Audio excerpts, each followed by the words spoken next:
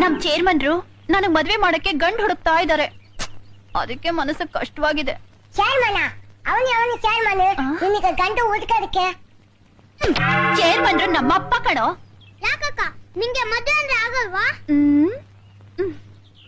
ಮದ್ವೆ ಹಿಡ್ಸುತ್ತೋ ಗಂಡು ಹಿಡಿಸ್ಬೇಕಲ್ಲ.